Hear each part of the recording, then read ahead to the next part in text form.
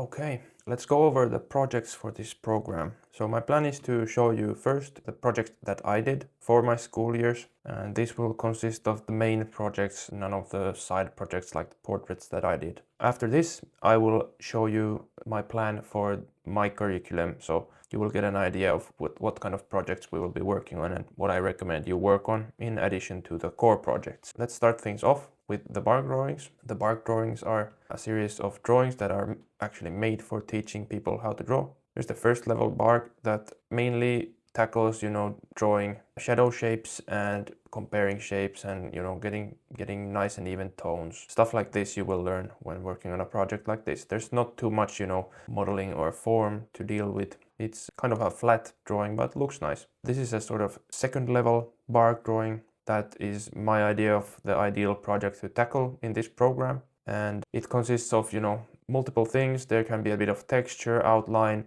shadow shapes, complex outline drawing, a little bit of modeling, subtleties. But it's not like very intimidating to approach. And finally, there's a third level drawing that has a lot of halftones on it. There's barely any paper white. This is pretty much the only area where there's paper white left on this drawing, which, gives an idea that everything has to be, shaded and thought out to finish this project. Yeah, it is complicated. So this is not an ideal place to start, which is why I recommend this kind of project for starting with. If you have absolutely, zero experience in drawing, maybe start with something simpler like this. And you can then build up from there as we did in school. But the one I will be demonstrating is of this level. Meanwhile, we will be working with graphite figure drawing. This is from life. This is a finished figure drawing I did in school. And we will go over the steps for creating figure work in another video. And after graphite, we move on to charcoal. This is a sort of beginner kind of project in charcoal. This is still, a fairly complicated hand with some textures on the base there. And after that, we moved on to this more complex cast drawing, which involves, complex molding on the front of the table, all this kind of more nuanced edge work. Speaking of lost edges, very sharp edges, soft edges, this kind of stuff is what we learn in a project like this. And of course, just refine the use of charcoal to another level, involving things like more texture, just drawn in, not actually adding anything on top of the paper. And of course, focusing a lot on the three-dimensional form, which is one of the main themes in this whole approach. With the charcoal projects, we first worked on charcoal figure drawings without background, like so. And eventually there would have been a background charcoal drawing in the program, but I skipped that term, so I never did that one actually,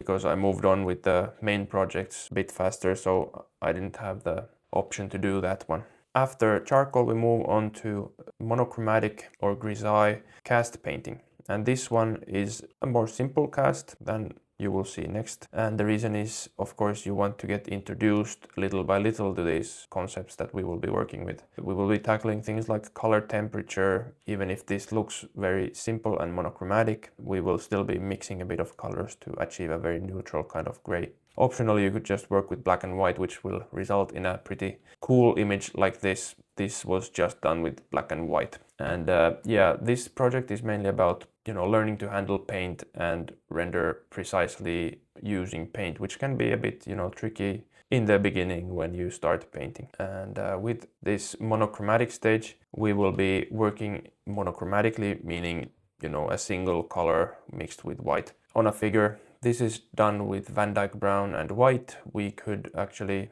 I haven't decided on the pigment yet, but I'm thinking maybe we will do a burnt umber and white monochromatic figure painting for the project. And that will result in a warmer tone, and it will also dry a bit faster, so that makes things more simple for the student. No need to add many complicated steps to the process. And here would be the next stage of the painting program.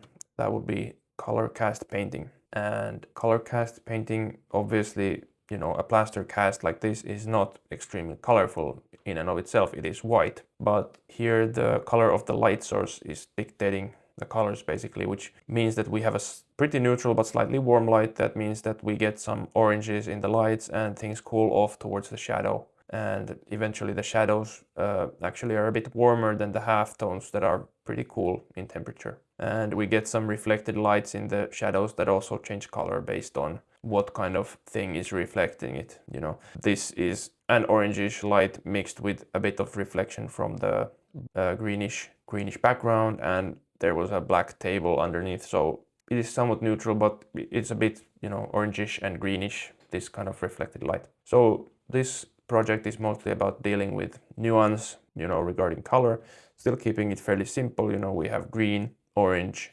and not much else on our palette that are kind of very colorful, just to keep things simple.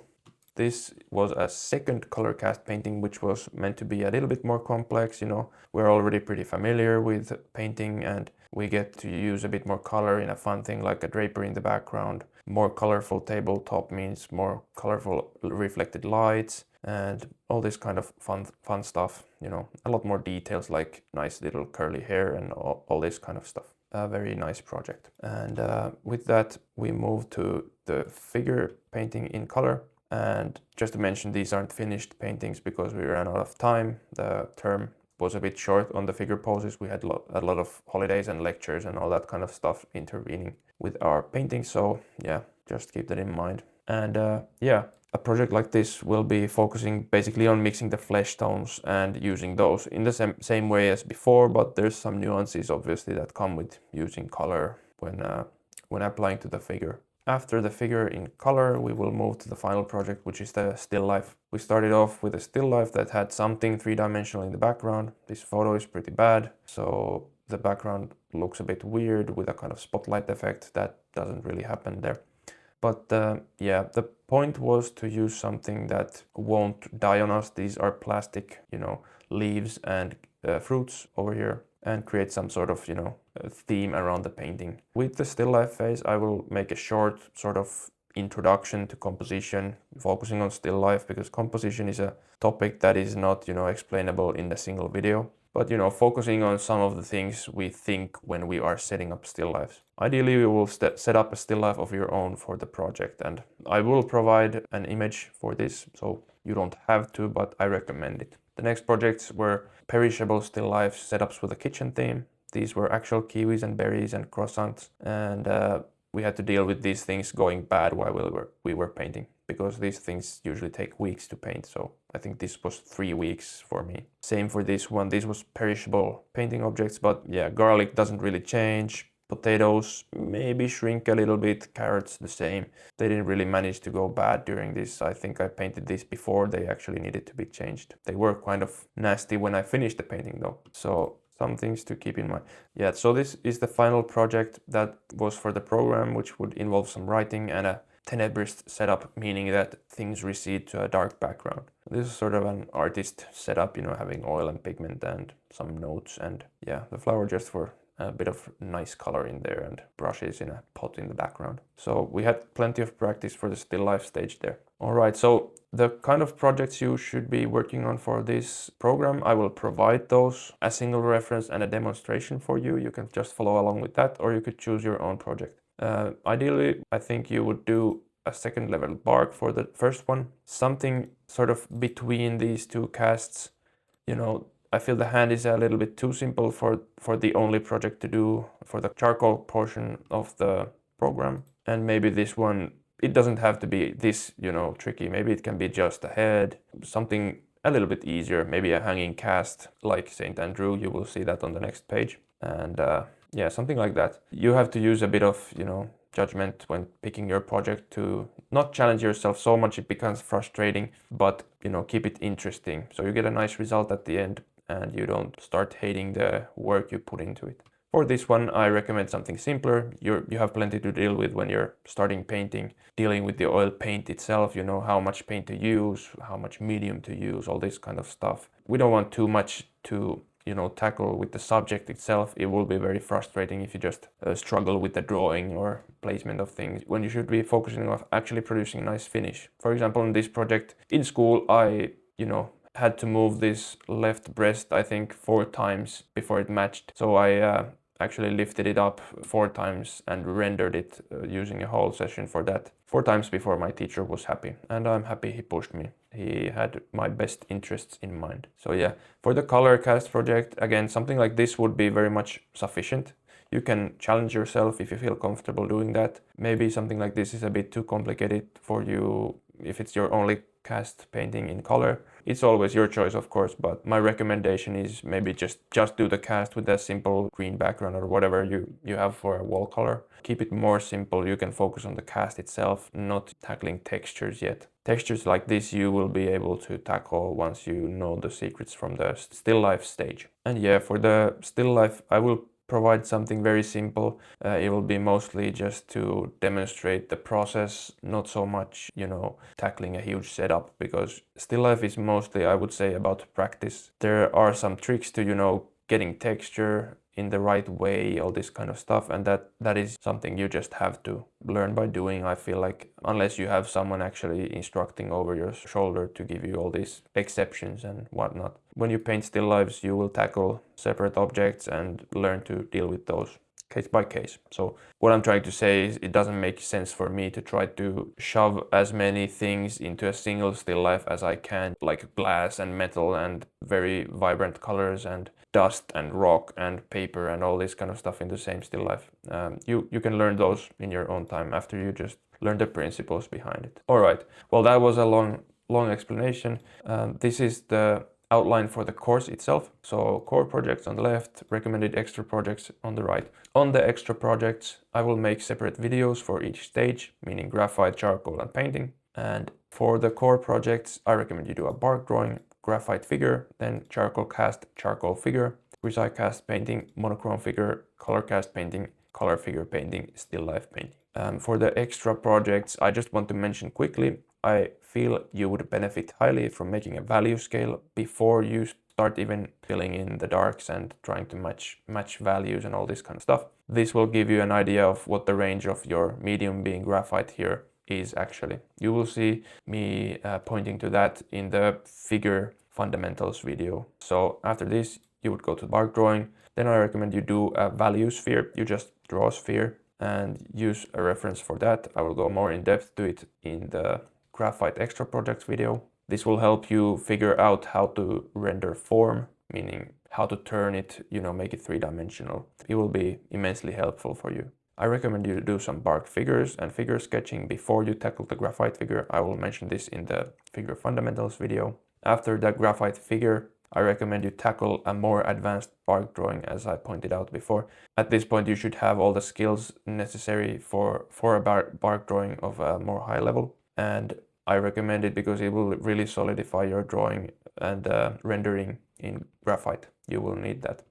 After this, when you move to the charcoal phase, I recommend you do some kind of charcoal project, using the intended paper for charcoal. Learn your tools. You could do a charcoal sphere. That would be the most maybe boring example of a project here, but you can use a bit of creativity here. Maybe look up an image online of something white. Maybe you have a teddy bear or something lying around. Draw that. Try to fill in the background, see how that works, all this kind of stuff. Then once you have a grasp on the charcoal tools you have, then move to the charcoal cast project and do that. Then the charcoal figure, same exact principles as the graphite figure. Basically use the tools you have for the charcoal and your knowledge you've built up in these two projects to get a nice result. After this, you could do a charcoal and white being chalk or some other kind of, white pencil or something like this on toned paper, which will move us even closer to the painting stage where we are not just adding darks, we are also adding lights. And that is the next step, because painting, we add every value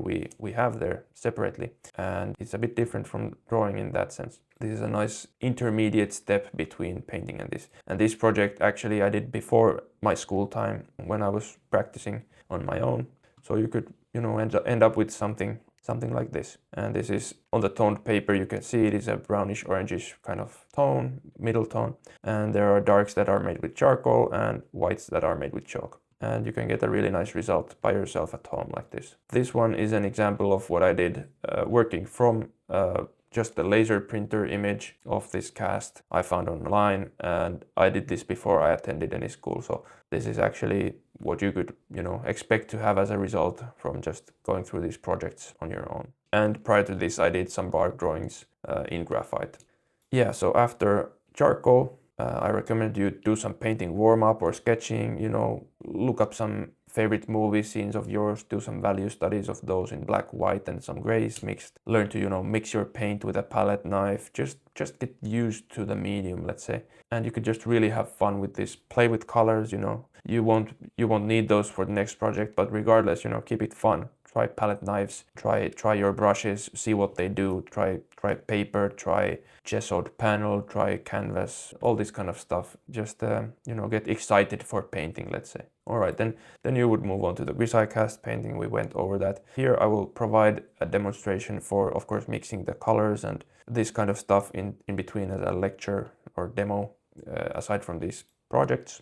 Before moving to the color figure, you will hopefully do some flesh tone studies. You could do this as limb studies, as we did. You know, we painted a torso of a model, some legs, all these kind of anatomical, you know, details that we see on the figure as sort of 1 to 2 session studies. We can just learn a bit about the flesh tones there, and there's a lot of nuance to that, so it is good to get sort of familiar with this before you tackle your full figure in color. That will lead to a bit less frustration. I will go over these, you know, nuances in a bit more detail once we get to that spot.